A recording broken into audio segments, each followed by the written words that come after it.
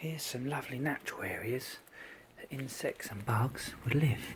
If you have a look, what I've done, where the leaves have fallen, instead of throwing them all away, I've just swept them up against the pots and left them there. And you think under here, within this environment, would be a lovely area for bugs to live and rest over winter. Again, wood chips and mulch, another great source for bugs to bury themselves under. Here's a great example of what you can simply do, is if you've got some rocks or stones, just bring them together in a pile and it'll create a lovely form where bugs again can just scurry into and rest up and seek shelter and protection from the harsher weather. I've put it next to a lovely rosemary plant here, which again, beautiful evergreen used in cooking, and what a beautiful visual display when the flowers come up for our insects. Now over here I managed to salvage this lovely piece of bark which has got a little curve to it, and I've laid it down underneath this beautiful magnolia,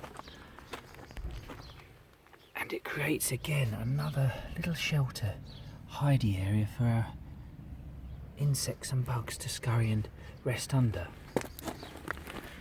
Completely free, didn't cost anything, and underneath that, what a great living area. Next to it again, if you haven't got something as big as that, you can pile up some twigs and bark and bigger logs, just again to create little areas for insects to rest in. Hello. Yes, you're probably on the hunt for some bugs too, aren't you? It's very exciting.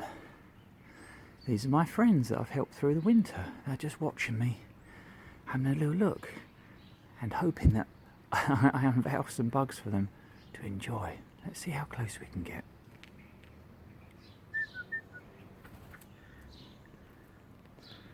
Hello, darling. Isn't that wonderful? So if you have a look at here, the natural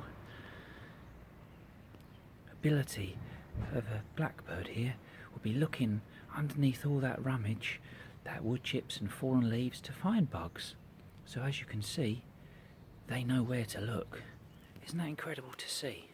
Under here, I wanted to show you, so I've got some lovely Japanese bunching onions or Welsh onions here next to a rosemary. Now in a pot, I've protected over winter with some hessian, and if you have a look here,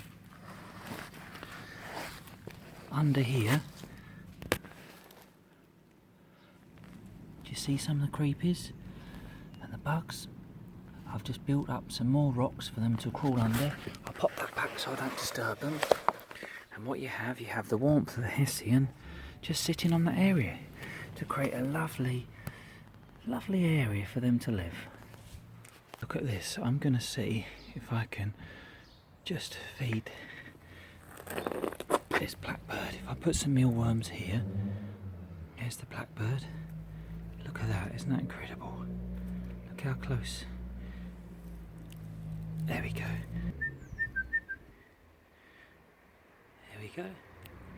Isn't that amazing? Looks like a baby blackbird to me.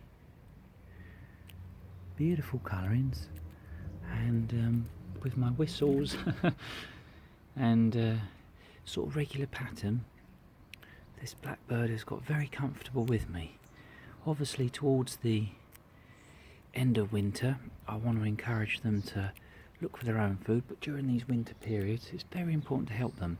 But what I'm doing here is, in a sense, is training them to have a look for food. Mealworms is a great food for them, so you imagine mealworms that sort of replicate worms and bugs that they look for. So isn't that incredible? I'm probably just nearly 30 centimetres away from this blackbird,